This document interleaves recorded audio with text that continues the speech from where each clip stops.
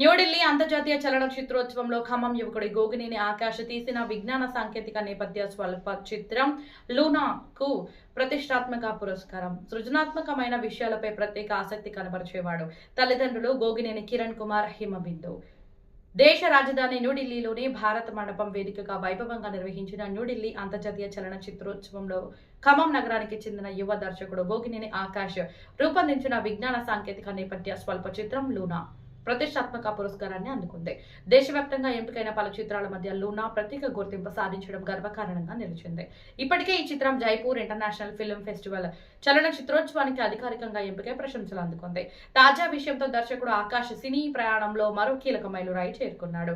తన సృజనాత్మకత, దృష్టి, సాంకేతిక నైపుణ్యంతో రూపొందించిన లూనా ప్రేక్షకుల ప్రశంసలు అందుకుంటుంది. ఈ పురస్కారాన్ని హను రోజు చేతుల మీదుగా ప్రదానం చేయడం విశేషం. ప్రస్తుతం అమెరికాలో ఉన్న ఆకాష్ తరపున ఆయన తల్లిదండ్రులు గోగినేని కిరణ్ కుమార్, హిమబిందు ఫిబ్రవరి 13న జరిగిన రెడ్ కార్పెట్ కార్యక్రమంలో పాల్గొని 14వ తేదీన పురస్కారాన్ని స్వీకరించారు. ఈ సందర్భంగా గోగినేని కిరణ్ కుమార్, హిమబిందు మాట్లాడుతూ, మా కుమారుడు చిన్నప్పటి నుంచి సృజనాత్మకమైన విషయాలపై ప్రత్యేక ఆసక్తి కనబరిచేవాడు అని, ఎన్నో సవాళ్లు ఎదురైనా తన లక్ష్యాన్ని వదలకుండా కృషి చేశాడు.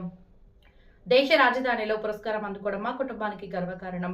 ఖమ్మం పేరు జాతీయ స్థాయిలో వినిపించడం ఎంతో ఆనందంగా ఉంది.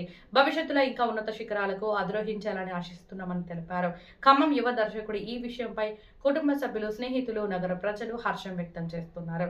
లూనా చిత్రం యువతకు స్ఫూర్తినిస్తూ ఖమ్మం ప్రతిష్టను దేశవ్యాప్తంగా చాటింది.